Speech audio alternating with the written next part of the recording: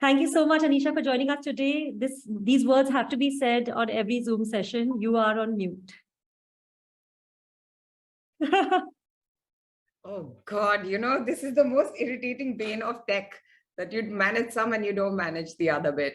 Listen, can I just tell you how excited I am to be here? And I'm looking at how many participants you have here. It is such a thrill and joy to do this. And Neha, your opening keynote makes me want to join JobsForHer. So it was fabulous. So excited to be doing this with you. Thank you, Anisha, and thank you for making the time on a Saturday morning. I know that you have a lot going on today and you have managed to pull yourself out of that and join us. So thank you for that. It was more parent-teacher stuff and everything, so it's okay. They'll work at it. This is more important. I'm definitely very excited to do this. And that's why I mentioned about it, because I think a lot of the women over here can relate. There are lots of parent-teacher meetings going on at this time of the year. And yeah, I know. And this is typical of a woman juggling her multiple responsibilities. So, but Anisha, let's get started. The reason why we got you to join us today as a keynote was because your career has really been a career of reimagining, where you have constantly reimagined your own career journey. And now you're trying to reimagine the careers of so many other women with She Capital. But let's start from the beginning of your career. Yeah, your professional journey started as a strategic alliance manager for a prominent software company in the US. And then in 2004, you started a company that provided digital content marketing solutions for the real estate and e-learning industry to US companies. Right after that, you then moved to India and launched MyDava. Extremely different areas of working. Would love to hear a little bit about you, about what prompted these transitions and what challenges did you face when you were going through it? At Saturday morning, and I like to speak in English, so guys, just deal with it. It's more casual. It's a Saturday morning, and I made a promise to myself that I will tell people all the pardon my language, shit that went behind all this, right? So, and it's better to do that because when you hear this, and I heard Ujjwala speak about it, and itni lambi, all this, she's done this, she's done that. People who are starting out, there's a lot of challenges that come on the way, and I've been through each one of those. So I want to start right at the beginning. By the way, I come from a very traditional, conservative Sikh family. And so for me, going to the US was like an unheard of thing. And I think I'm grateful for, hame na realize nahi hota. And now when I'm running She Capital, that has been one of the main things, right? That we have more female role models, because we don't realize those moments when you meet people and you say, oh, I want to be her. I want to be her, and I'm going to be her. And I think those are such minute changes in your life. Now when people tell me turning points, I guess they're turning points, but at that point you don't realize. They get stuck in your head and you say, I just want to be her. I wish I could make this difference. And that's what happened, right? I interned for somebody in Discovery, and she said, oh, why don't you apply to this one university? And I applied and I got through with scholarship. That time there was nothing. I didn't even know how you're going to make it to the US. So that's how I started my career. I am grateful for having that one thing said to me by a female. And that I say this because it's very important for all of us to realize how, when we support each other or just kind of say things to each other, how they change the trajectory of a naive person who could not have ever envisioned US.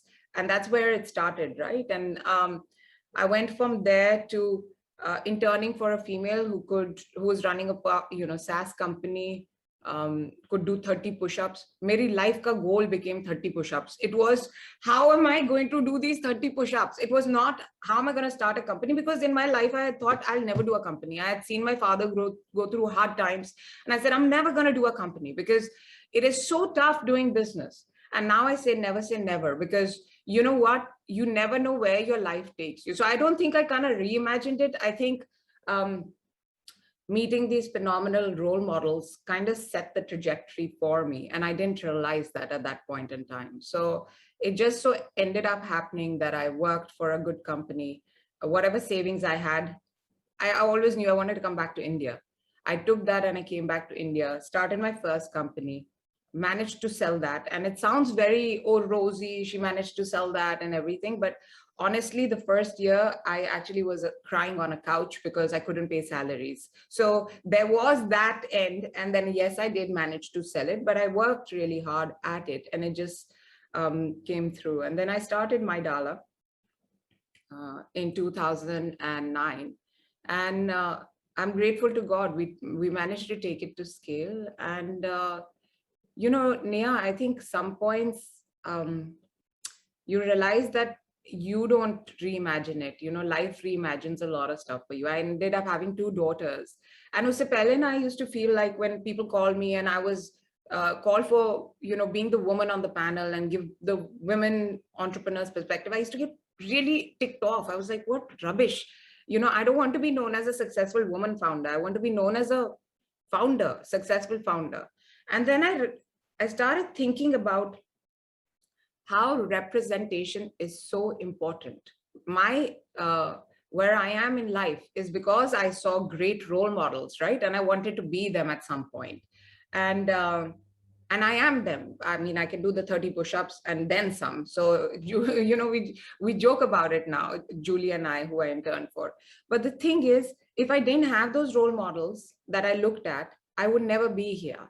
And so then I realized that representation at any level or whatever we get is so important. And it's important for us to just kind of put ourselves out there, because people who are coming, generations that are coming, you know, after us, need to see more of us out there. And so I started speaking, and the more I spoke, I realized the numbers were skewed. There was not enough funding going to us. There was not enough anything going. We're even now, Bill and Melinda Gates took out a thing, the foundation, Melinda Gates Foundation took out, we're still 100 years away from men. And we continue to be at that trajectory. I do think the startup space and the tech space is going to change that. I'm very hopeful. But the fact is, that's how She Capital came about, right? Because it was enough of talking on panels and trying to do something, trying to build these role models that were going to, you know, that somebody could look up to and say, I want to be them. And I like to think that we're doing that. So that's me. Sorry, I don't shut up. No, this was amazing, Anisha, and exactly the kind of background that I wanted for my next set of questions. Yeah. You know, you just slid that in, that you'll manage to make MyDala really big. I want to share some statistics, right? The latest statistics that I got when you were there was you grew MyDala to a base encompassing 196 cities with over 165,000 merchants and over 38 million registered users. In fact, you made MyDala the de facto provider of coupons and loyalty programs across India. Now, tell us a little bit, like, did you always have this kind of an audacious goal when you founded MyDala? Like, what were your fears? We were doing 130 crores of revenues when I left. So, and that in 2015-16 was a big deal. It is still a big deal. It is still a big deal. No, I didn't have these audacious goals. I don't think you planned for them. Actually, by the way, I didn't even know anything about fundraising when I raised for MyDala, because my first company, I, you know, built like a company, sold. And then I didn't realize there was something known as VC funding. So, you know, to everybody who's listening out there, it doesn't mean anybody has their shit together. You kind of learn as you go along. Okay. And that's how it is for all of us. And so when I started MyDala, it just so happened that I came back and, you know, somebody made an intro and said, why don't you talk to these people? And they're a bunch of angels. So I didn't even know how to put a pitch deck together, but I managed to, and we got angel funding. And then, you know, slowly angel funding, fundraising. And it wasn't that easy, by the way, Neha. This is for you too, because you're an entrepreneur, you would know this. We got our first term, we got actually pick of the litter term sheets because we were the hot child that time. We had 5 term sheets. We chose one investor, and the day of money transfer, which everybody knows, Jab Lakshmi aa rahi hoti hai, is the most auspicious day. We had a $5 million. This was our first fundraise coming through, the big fundraise. The investors, who were pedigree investors, called us and said, "Yaar, we change our mind now. We are not going to do this deal. It's too competitive a market." And we had grown our team accordingly. We were very excited. It was the day of money transfer. And so stuff like that happens. And you make it, you can either choose and say, no, this is very tough. Or you say, I got to keep moving. And so we choose to keep moving, chose to figure it out. We ended up getting a lot of funding after that, but those were tough days, very, very tough days. And I had just given birth, which was even worse because I couldn't tell if I was going through, all the menopause, whatever it's called, the, postpartum blues. Or it was that I was crying for my, all this money going through. or post term sheet blues. So all that happens, and my philosophy in life is, if you keep moving, even at some point, the gods will say, let her pass. Jaane do yaar, she's going to make it happen. So you have to keep moving in life, slowly and stuff happens. Okay, incredible. I hope everybody listening to this made note of that. Yeah, like write it in big on all our bedroom walls. Keep moving. And one day God will have to let you pass. So let's come to She Capital, Anisha. Yeah, what prompted you to start She Capital? I know that, you founded it with this belief that the next generation of startups need to be female-led. And you've been giving women entrepreneurs mentoring, financial support, and networking so that they can contribute to the future of India. So what kind of learnings have you had when you have dealt with so many different women entrepreneurs, and what kind of learnings can we imbibe from that when it comes to either women who want to start, restart, or rise in their careers? So I started She Capital with a goal of, just changing the statistic. Abhi, there's only 2% of funding that goes to female founders, which I think is very dismal. I mean, look at all the funding news you hear. And ironically, only 2%, and now between 2 and 11% goes to female founders. I think that number needs to change, and change very quickly. Okay, because change can happen, and gender parity can happen two ways, right? Top down or bottom up. And I think it needs to work on both levels. Otherwise, we're never going to get to equality. Okay. Now our thesis on She Capital has changed. It's not this. It's not, we're funding female founders only. It is actually become, because we just had our first exit, and it was a super mega hit exit. We exited Clovia to Reliance for 940 crores. It was one of the largest exits done, cash exits done. So we've now we've changed our pura perspective. We've said, listen, we know women are great business, okay? And we're going to prove it to you, okay? We're going to back female founders. We will show you that women in general are better business. And there are studies, by the way, that show you this, that women return more money on the dollar than men, okay?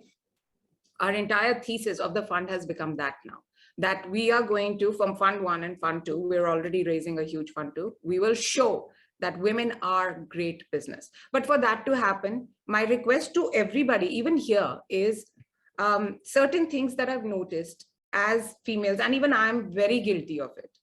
All of you who are going out in your, careers, or are in mid-career or whatever, please don't get scared of numbers. Pata nahi kya hota hai, we females are so scared, and we do the hisab at home, but are so hesitant of talking about numbers. We de facto to, as entrepreneurs, our CFO or a co-founder who's a guy.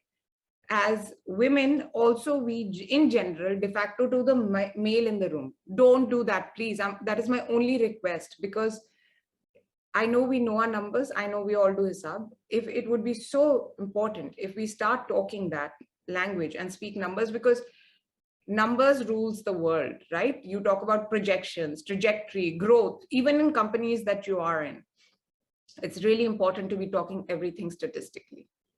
And that, in fact, brings me to salaries. Yeah. Yeah. What have you felt like? And of course, you ran Maidala, you yourself was a salaried employee at some point. Yeah. when we have this entire gender pay parity, and you've seen it from a women entrepreneurs lens as well, okay, Yeah. what do you feel we need to reimagine when it comes to women and their comfort with numbers and leading to higher salary packages? Yeah, I think, first of all, we should ask how many women in this are actively also investing their own money. Take care, because usually क्या होता है, de facto आप husband को देते हो या family को दे देते हो. And that shouldn't be the case, right? If you're comfortable with your own numbers, you will know your own worth, and you will realize that I need more. So I actually had to invest. US, I didn't have a choice, right? I had to manage my own finances and I had to invest. And by the way, that is what led me to basically ask for not just a raise, but I actually ended up asking for a mega hit bonus, because I realized, wait, I'm pulling in these numbers for this company, okay? And why am I not getting paid? And the group was getting paid, equal, all of us. But I thought that was kind of rubbish, because I actually had done the work to get in all that business. And so I'm not going to lie to you. It was the first time I was asking, and I was fearful. And you are fearful being the only brown person in a white. It was a completely. There were only 2 brown people in that company, and but I did ask for it, and that bonus is what allowed me to start my first company when I moved back to India, because it was such a mega hit bonus that I asked for. But my question now, my rule in life is, if you don't ask for it, then it's you. It's on you. It's not. I ask for everything. I even ask for discounts at Oberoi when I'm at the hotel. So I always ask, no matter what happens. It doesn't hurt to ask anything. And you should ask for your own right, no matter what happens. That's awesome. Anisha, I couldn't agree more. Yeah, we are always scared of asking. And really, the worst that can happen when you ask is hearing a no. And the best that can happen is a yes, but that will still leave you in a better place than, if you didn't ask. 9 10 times we don't realize, but if we just asked, we would get it. We are so hesitant to ask. So put the fear aside. So now looking at it from the other side. Yeah, Anisha. One, of course, is that women need to put themselves out there, know their worth, ask for what they deserve. How do we make the changes that are required from the company point of view? Yeah, what do you feel needs to be reimagined over there for how they are kind of helping in increasing more women at work or getting more women to rise to senior leadership levels? Yeah, this has to be done on so many levels, Neha. We've tried to crack this. Actually, we did a whole thing with even Modi ji around it in Champions of Change, and we're trying to now put it together. We're doing that here at She Capital. Is we want to build out a public diversity calculator. No company should be actually what we had asked was every publicly listed company, how they put their financials out and everything, should actually put a truthful story on their diversity calculator. Okay. And you'll see this actually, women led or women in senior companies, you'll see actually the skew is where they hire more women as opposed to not. Okay, so that is there across the board. But let's make those numbers public. Yeah, the minute you make it public, you'll know which emperor is not wearing clothes and which one is. So because there's many a slip between the cup and the lip. Now that I've raised, and I am on this side where I'm raising money for She Capital, and I've raised this money, I know how hard it was. I know how hard it was raising this money and saying women are good business. So, and this is even to great corporate companies. So my thing to everybody is, let's put out some diversity calculator that actually shows. I've been talking about this forever on the government level, and even on the within West India and everything, that we need to have one of those publicly. Then we'll see the changes. You'll see what's out there. Yeah, brilliant, Anisha. I couldn't agree with you more. What do you think about families? What do we need to reimagine over there when it comes to families supporting women's careers? I always say, and this is having been on both sides, right? Now my parents are supportive, my family is supportive, but it never started out that way, right? A lot of people thought I was just crazy doing what I was doing. So I always say to people, if there are people here who are single, who are going to get married, let me tell you, the most important decision in your life is the partner you choose. Okay. And it is for many reasons. It's also that person has to champion you. It takes a village to raise a child. It's the same with anybody. It takes us, if you have a partner that pushes you on, it is like wind beneath your wings. And I was fortunate to have been, not only did I get a partner like that, I got a family like that, that always pushed me and said, yeah, do it. I mean, you're pregnant, so what? You know, so I was fundraising when I was pregnant. I came back to work very quickly, actually in 10 days. And it was sweet. You can only do this if you have a family that allows you to do this. And if you don't, then I think it's time to ask, at least, and ask for because we all do enough that we should be asking for that. Yeah, absolutely. In fact, and that's what I always say, that, yeah, even if, I mean, those changes in attitudes are really can only be had if you have those difficult conversations. Yeah. And it's important to have those conversations. But I also think these changes, Neha, is JobsForHer helps in those changes. I'll tell you why.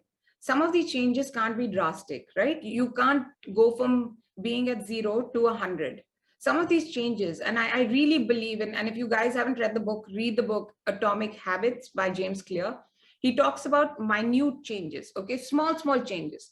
I think sometimes if you make those changes slowly and slowly, go from a part-time job, okay, or a work from home job, to a part-time job, to a full-time job, those changes, if they happen gradually, are sometimes more acceptable. My family didn't, choose for this to happen. It's happened gradually, and I think it was palatable then. So you keep working at it, but you got to work at it personally.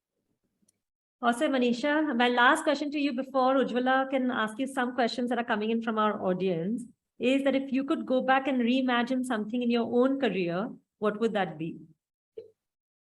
People ask me this all the time. I always say, no, kuch bhi nahi. And then I really thought about this and I said, what would it be? And I'll tell you what it is. I wish I had started earlier. And I'll tell you a story. And I think this is very important. I sit on Cartier's board, and I was one of the ladies who sits there. She's about 82 years old. Okay. And she was wearing black nail polish. So I said, Judy, you're wearing black nail polish? She looked at me and laughed and she said, if not now, Anisha, then when? And I believe this about everything right now.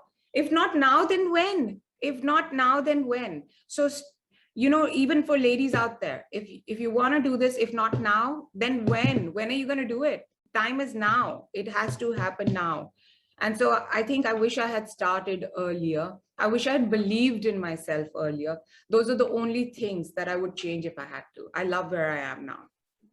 Fantastic, Anisha. Thank you so much. This was really a big pleasure. I'm going to stop hogging the mic because we have very few minutes left. Ujjwala, do you want to address some audience questions to Anisha?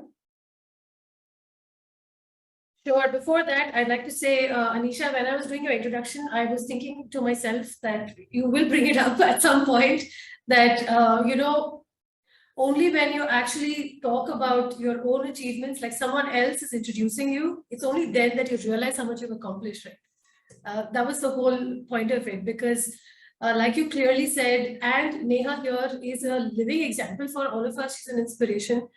Her journey has also equally been this way. So until I have written down a few points for herself, she doesn't actually go around telling people what she's done, right? So I think that little introduction gave us a lot more insight to what you had to share with us today. So thank you so much. Yeah, I'm a big fan of Neha. She knows that. Who else would I do this for on a Saturday morning? That is so great. Thank you so much. We've got some really great insights from you, because this is what we want to reimagine. Because like you rightly said, we can't really figure out what we want to do 10 years from now, but we have to start now to do that, to be able to do it. And I think there's only one very all-encompassing question that's come from the audience is, how do you keep yourself motivated through all of this? Despite the support system, despite the drive that you have, there's got to be something in you, right, that drives you to kind of say, okay, let me get up and do this day on day. What keeps you motivated? I mean, it's hard for everybody, right? We all go through hard times. But I tell everybody at work this, and you'll find the She Capital team is a very driven lot. I think when you realize that we're all collectively in this together, okay? And it matters what each one of us is doing at this particular point in time. automatically start pushing yourself a little more. When you realize that this is not about you and this is about a larger calling, and trust me, all of us right now, it's about a larger calling, okay, for all of us, no matter where you are, whether you're starting out or whether you're, a female leader, it's a larger calling than that. We're at a point where we all have to move forward collectively together. Only then will we bridge this gap, okay? And so every bit matters, every bit matters. So that actually, that's great, because I also thought of this when we started the keynote. I think we've reimagined it right from the beginning, because a keynote is no longer a keynote, right? It's like a story sharing, it's like a discussion of sorts, so people can engage. And we have so many women who saying to us that it's so glad to meet someone who's so real. She makes it feel like if you can do it, so can anyone else, right? Because we're all in it together. So thank you for that, Nimisha. Tanvisha also says, thank you for an amazing keynote. My question to you is, do you experience resistance when you're leading a group of men? And how do you deal with it? I think this is the last question to end on a really high note. No, I mean, everybody, yeah, I mean, you're going to get that, right? You're going to get your fair share of, whatever you want to call them, who are non-believers and doubters or whatever, worse names than that, but it's Saturday morning, so I'll hold off on that. I think you have to realize that the only way to succeed in life is to be like a horse with blinders on with anything that you want to do. And that means you have to let it slide off your back. It's easier said than done. But if you realize that these kind of people are only meant to bring you down and you have to push your way forward, you will find your way through that. I have dealt with many people like that who don't want to listen to me, and it's fine. They don't want to listen. I find another group that is. Trust me, for every group that doesn't want to listen to you, there are champions that want to do so much and believe in you. As long as you can keep that in the back of your head, you're sorted. Thank you very much. I hope that answers your question, Tanvisha. I know that it's Saturday morning, and I'm sure we all want to listen to you a lot more. But thank you very much. Neha, is there anything that you want to add before we close? No, just a very, very big thank you, Anisha, for being here today and for being so candid in sharing your journey. Yeah, thank you so much. No, thank you so much for having me, ladies. This was wonderful. My only request to everybody, please bring each other up. It's so important. Women don't realize this, but there are so many of us out there, and so many could be having a bad day, and just you saying something cute or positive for it changes the whole attitude. My kids say this, why do you always say stuff? And I said, I say this because it's needed. Women need to hear it. And so I will say something positive when I can. It's really important. So just bring each other up. It's important, and let's move forward together. That's the only thing. Thank you, Neha, for having me. Thank you, Ujjwala, for moderating this. Thank you.